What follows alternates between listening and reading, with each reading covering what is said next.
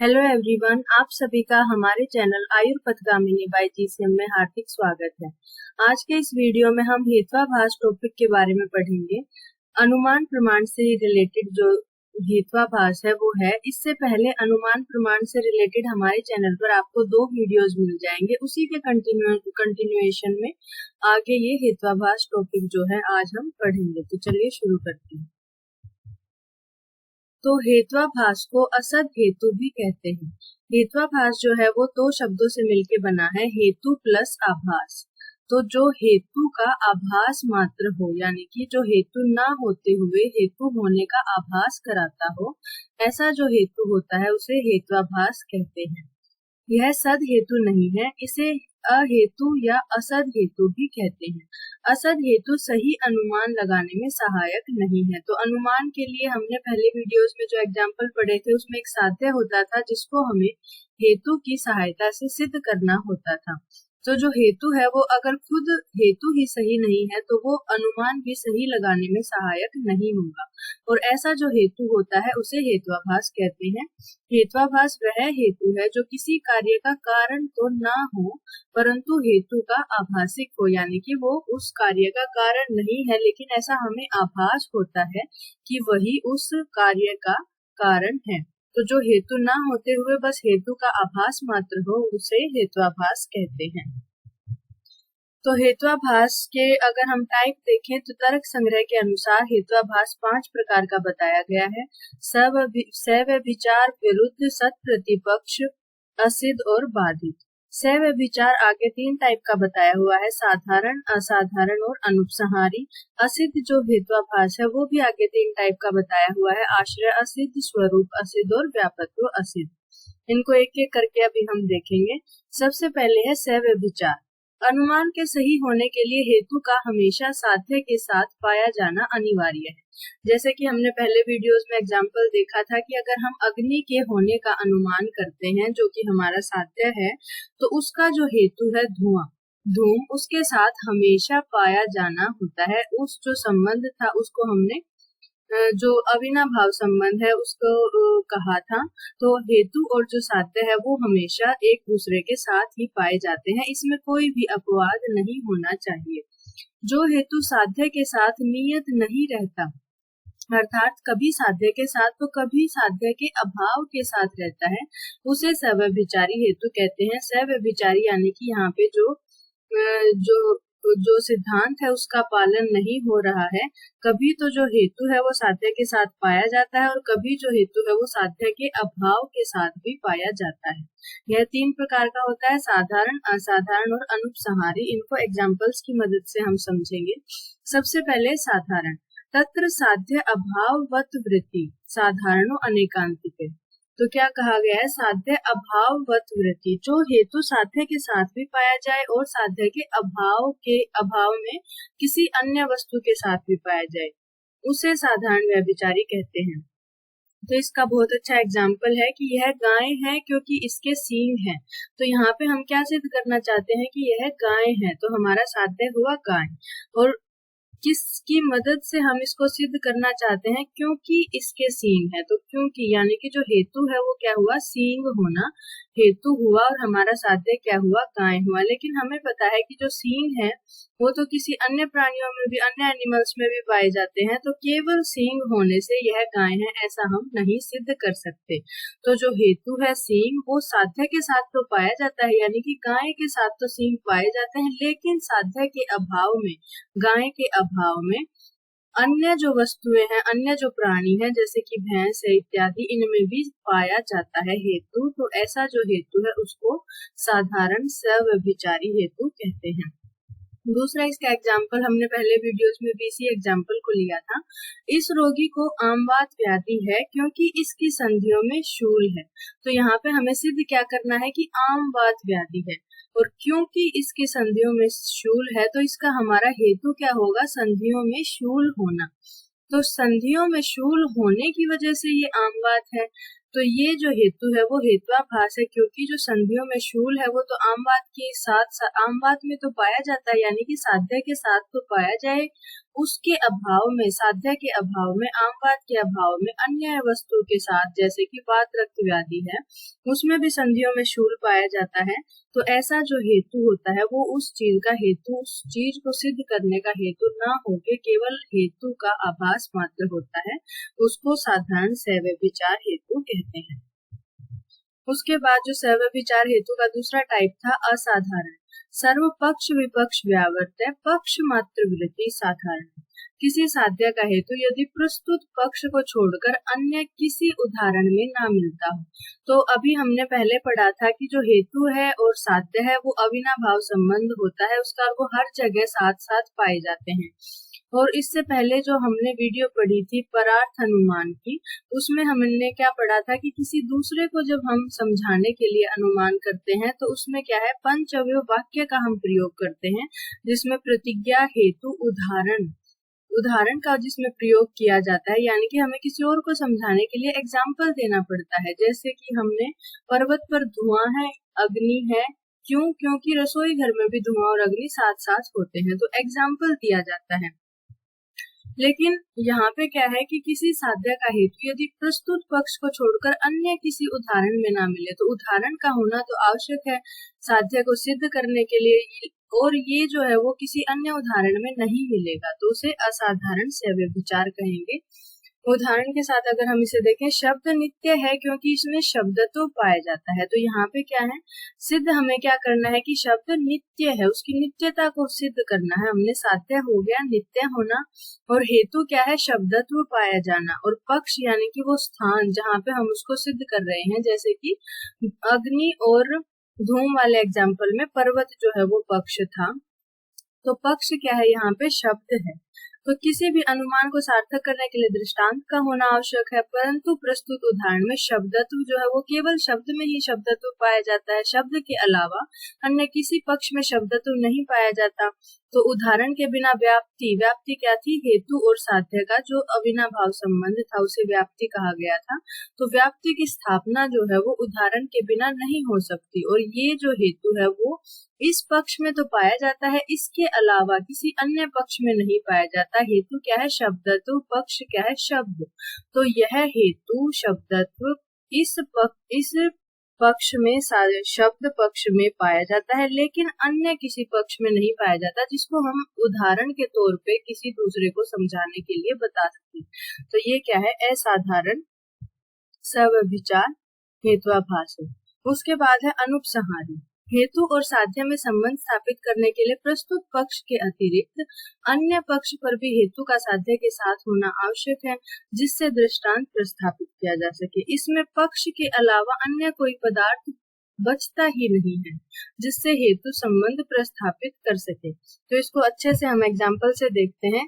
संसार में सब कुछ अच्छा है क्योंकि सब ईश्वर की रचना है। तो यहाँ पे हमने सिद्ध क्या करना है, अच्छा सिद्ध करना है, सब कुछ अच्छा है। और क्यों है अच्छा, क्योंकि सब ईश्वर की रचना है। तो हमारा हेतु क्या हुआ, ईश्वर की रचना, और साध्य क्या हुआ, अच्छा होना, और पक्ष क्या हुआ, सब कुछ। तो सब कुछ में सब कुछ ही आ गया, इस पक्ष के अलावा कुछ बचा ही नहीं जिसको हम एग्जाम्पल के तौर पे प्रेजेंट कर सके, प्रस्थापित कर सके। तो सब कुछ में जब सब कुछ ही आ गया तो उसके अलावा कोई भी पक्ष नहीं बचता है। तो ऐसा जो हेतु है उसको अनुपसंहारी सव्यभिचार हेत्वाभास कहते हैं। उसके बाद है विरुद्ध। साध्य अभाव व्याप्तो हेतु विरुद्ध। जब हेतु साध्य को सिद्ध न करे परंतु उसके अभाव को ही सिद्ध करे, तो हेतु क्या होता है, साध्य को सिद्ध करने का साधन होता है कि हमें अग्नि को सिद्ध करना है धुएं से, लेकिन जो हेतु है वो साध्य को सिद्ध ना करके उसके ना होने को ही सिद्ध कर दे कि यहाँ पे साध्य नहीं है, उसके अभाव को सिद्ध कर दे, तो उसे विरुद्ध हेत्वाभास कहते हैं। उदाहरण क्या है, हवा भारी है क्योंकि वह रिक्त है। तो यहाँ पे हमें साध्य क्या है, उसको भारी साबित करना है, और हेतु क्या है, उसका रिक्त होना। तो जो रिक्त होना है वो भारीपन को सिद्ध करने के बजाय उसके हल्केपन को, उसके खालीपन को ही सिद्ध कर रहा है। तो यहाँ पे हमारा जो हेतु है उसका रिक्त होना, जो साध्य है भारी होने को सिद्ध करने के बजाय साध्य के अभाव यानी कि उसके हल्केपन, उसके खालीपन को ही सिद्ध कर देता है। तो ऐसा जो हेत्वाभास है उसको विरुद्ध हेत्वाभास कहते हैं। उसके बाद है सत प्रतिपक्ष।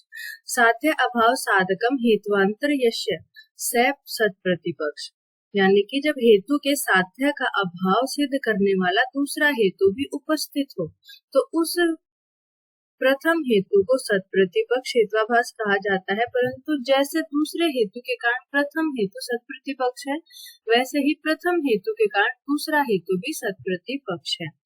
तो इसको एग्जाम्पल से अगर हम समझें, शब्द नित्य है सुने जाने के कारण और शब्द अनित्य है क्योंकि वह घट के भांति कार्य है। तो यहाँ पे क्या है, शब्द को नित्य भी सिद्ध करना है क्योंकि उसको सुना जाता है, और शब्द को अनित्य भी सिद्ध करना है क्योंकि वो घट के भांति कार्य है। दूसरा क्या है, धूम को देखकर अग्नि सिद्ध करते समय यदि पर्वत पर वर्षा भी हो रही हो तो धुएं को देख के हमें अग्नि का होना भी सिद्ध करना है, और वर्षा हो रही है इस कारण से अग्नि का ना होना भी सिद्ध करना है। तो यहाँ पे क्या है, नित्यत्व साधक और अनित्यत्व साधक दोनों हेतु उपस्थित होते हैं, तो उसे क्या कहेंगे, सत प्रतिपक्ष हेत्वाभास कहेंगे। उसके बाद है असिद्ध। साध्य को सिद्ध करने के लिए ऐसे हेतु का उपयोग करना जो स्वयं सिद्ध ना हो। तो जो हेतु है पहले वो खुद सिद्ध होना चाहिए, तभी वो किसी चीज के बारे में अनुमान लगाने में, किसी साध्य को सिद्ध करने में सहायक हो सकता है। लेकिन अगर ऐसे हेतु का प्रयोग किया जाए जो स्वयं ही सिद्ध ना हो तो उसे क्या कहेंगे, असिद्ध हेत्वाभास कहेंगे। ये तीन प्रकार का होता है, आश्रय असिद्ध, स्वरूप असिद्ध और व्यापत्व असिद्ध। तो सबसे पहले है आश्रय असिद्ध। आश्रय यानी कि स्थान। तो जिस हेतु का आश्रय यानी कि पक्ष ही असिद्ध है, उसका अस्तित्व ही नहीं है जिस पक्ष का, उसे आश्रय असिद्ध कहते हैं।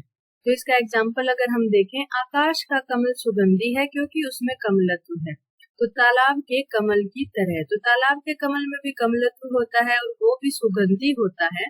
तो जिस तरह से तालाब का कमल होता है उसी तरह से आकाश का कमल भी सुगंधी। लेकिन कमल का आकाश में होना, आकाश क्या है, यहाँ पे पक्ष है, स्थान है, तो वो खुद ही सिद्ध नहीं है क्योंकि आकाश में कमल उत्पत्ति नहीं हो सकती। तो जो पक्ष है, आश्रय है, वो ही असिद्ध है, उसका कोई अस्तित्व ही नहीं है, कमल की उत्पत्ति आकाश में नहीं हो सकती। तो ऐसा जो हेत्वाभास है उसको आश्रय असिद्ध कहते हैं। दूसरा क्या है, प्रोस्टेट के कैंसर से ग्रसित महिला की व्याधि की चिकित्सा करना असंभव है। क्यों? क्योंकि उसमें रक्त मूत्रता यह लक्षण दिखाई दे रहा है पुरुषों में होने वाले प्रोस्टेट की तरह। तो प्रोस्टेट कैंसर हम सभी जानते हैं कि केवल मेल्स में ही हो सकता है, फीमेल्स में नहीं हो सकता। तो जो पक्ष है महिला, वो ही इसमें असिद्ध है उस व्याधि के लिए। तो ऐसा जो हेत्वाभास है उसको आश्रय असिद्ध कहते हैं। उसके बाद है स्वरूप असिद्ध। जब हेतु पक्ष में नहीं पाया जाता तब उसे स्वरूप असिद्ध कहते हैं। तो जो सद हेतु होता है उसके 5 लक्षण होते हैं, उनमें से एक लक्षण होता है पक्षीय सत्वम, यानी कि पक्ष पर रहना। तो जो हेतु है वो पक्ष पर होना चाहिए, लेकिन यहाँ पे क्या है कि हेतु पक्ष में नहीं पाया जाता, उसे क्या कहेंगे, स्वरूप असिद्ध कहेंगे। हेतु का पक्ष पर होना, जैसे कि धुआं हेतु है और पक्ष क्या है, पर्वत, तो पर्वत पर धुएं का होना, पक्ष में पाया जाना। उदाहरण देखें, शब्द गुण है क्योंकि वह आंखों से दिखाई देता है। तो इस उदाहरण में साध्य क्या है कि शब्द को गुण सिद्ध करना है, गुण हमारा साध्य हो गया, और हेतु क्या है, आंखों से दिखाई देना, और पक्ष क्या है, शब्द। तो शब्द जो है वो आंखों से दिखाई नहीं देते, तो जो हेतु है वो पक्ष पर नहीं पाया जाता, इसीलिए यह क्या है, स्वरूप असिद्ध हेत्वाभास का एग्जाम्पल है। उसके बाद है व्यापत्व असिद्ध। उपाधि युक्त हेतु को व्यापत्व असिद्ध हेत्वाभास कहते हैं। किसी भी अनुमान के लिए हेतु और साध्य में व्याप्ति आवश्यक है, यानी कि हेतु और साध्य का बिना भाव संबंध, कभी अलग ना होने वाला संबंध आवश्यक है। परंतु यदि हेतु साध्य से व्याप्त न हो तो उसका व्यापत्व असिद्ध होता है। यदि इसे समझना हो तो उपाधि का आधार लिया जाता है, यानी कि उसको एक्सप्लेन करने के लिए किसी हमें उपाधि की आवश्यकता होती है।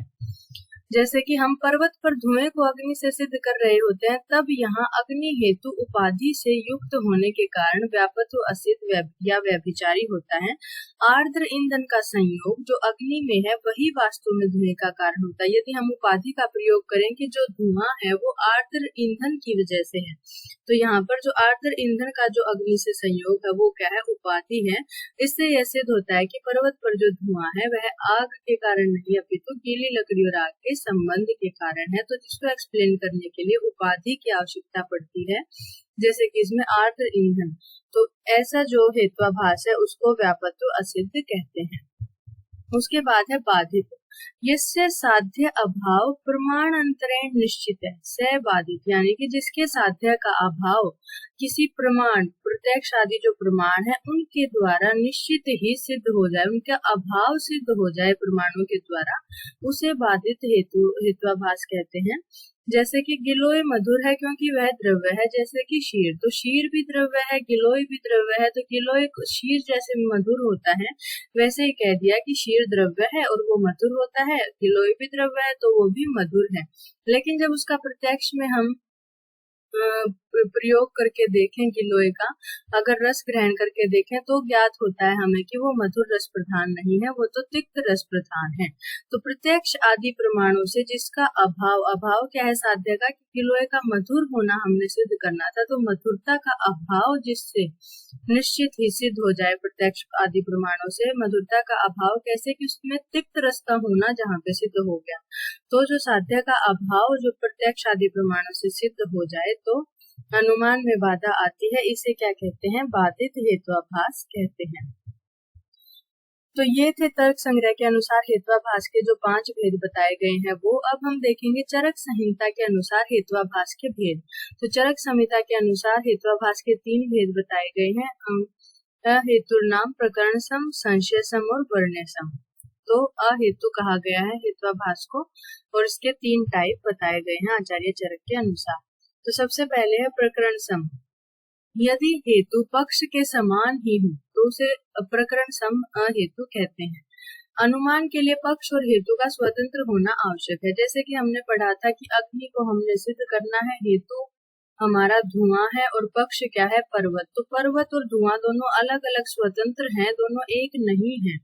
तो पक्ष और हेतु का स्वतंत्र होना आवश्यक है, लेकिन जहाँ पर पक्ष और हेतु स्वतंत्र न होके वो एक ही चीज हो, ऐसे जो अहेतु है उसको प्रकरण सम अहेतु कहते हैं। उदाहरण क्या है, शरीर से भिन्न आत्मा नित्य है क्योंकि वह शरीर से भिन्न है। तो यहाँ पे हमने क्या सिद्ध करना है कि आत्मा नित्य है, और हेतु क्या है, क्योंकि वह शरीर से भिन्न है। हेतु भी वही है कि शरीर से भिन्न होने के कारण आत्मा नित्य है, और पक्ष क्या है कि शरीर से भिन्न होने पर, शरीर से अलग स्थान भी क्या है, शरीर से अलग, तो पक्ष भी वही है और हेतु भी वही है। जहाँ पर पक्ष और हेतु समान हो तो उसे क्या कहते हैं, प्रकरण सम अहेतु कहते हैं। उसके बाद है संशय सम अहेतु, जो हेतु संशय को निर्माण करता है यदि वही संशय को दूर करने का हेतु हो, यानी कि जो चीज डाउट क्रिएट करते हैं वही डाउट का निवारण करने के का जब हेतु हो तो उसे संशय सम अहेतु कहते हैं। जैसे कि यदि कोई कहता है कि यह व्यक्ति आयुर्वेद के केवल एक भाग को कह रहा है, अतः यह संदेह होता है कि यह वैद्य है भी या नहीं। तो यहाँ पर संदेह उत्पन्न करने वाली बात क्या है कि वो एक भाग को कहता है। तो यहाँ पर संशय की उत्पत्ति का हेतु है कि वो केवल एक भाग को कह रहा है। इस पर कोई दूसरा व्यक्ति ऐसे सोचता है कि यह एक भाग को कह रहा है, अतः यह आयुर्वेद को जानने वाला होगा, क्योंकि अगर आयुर्वेद को जानने वाला होगा उसके अनुसार तो तभी वो एक भाग को भी कहने में सक्षम है।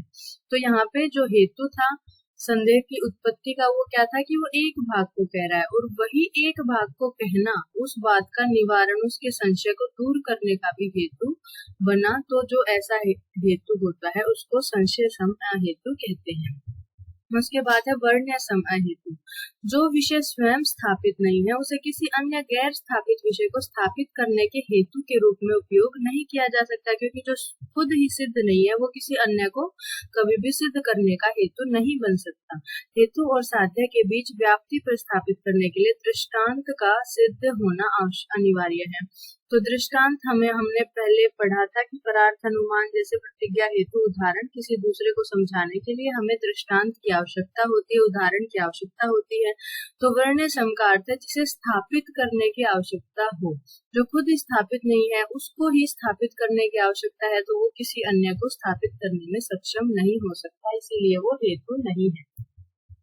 उदाहरण क्या है, यदि कोई कहे कि अस्पर्शनीय होने से बुद्धि अनित्य है शब्द के समान, तो यहाँ पे पहले हमने पढ़ा था शब्द नित्य है, तो शब्द का अनित्य होना ही पहले स्थापित नहीं है, वो सही नहीं है।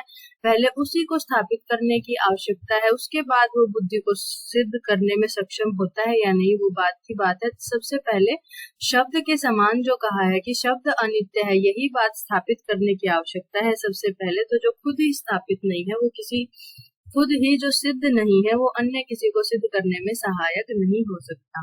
यहाँ जो दृष्टांत है वही स्थापित नहीं है, अर्थात वर्ण है, और साध्य अर्थात बुद्धि अनित्य है, वह भी वर्ण है। तो दोनों वर्ण होने से वैसे वर्ण सम अहेतु कहा जाता है। उसके बाद न्याय दर्शन के अनुसार हेत्वाभास के भेद बताए गए हैं। तो न्याय दर्शन के अनुसार भी हेत्वाभास के 5 भेद ही बताए गए हैं। सबसे पहले सव्यभिचार, विरुद्ध, प्रकरण सम, सत्प्रतिपक्ष, साध्य सम, असिद्ध के समान, कालातीत, बाधित के समान। तो ये ही 5 भेद न्याय दर्शन के अनुसार भी बताए गए हैं। तो ये सब था हेत्वाभास के बारे में। अगर आपको हमारी वीडियो अच्छी लगे तो प्लीज वीडियो को लाइक करें, अपने सजेशंस कमेंट बॉक्स में जरूर लिखें और चैनल को सब्सक्राइब करना ना भूलें। Thank you so much.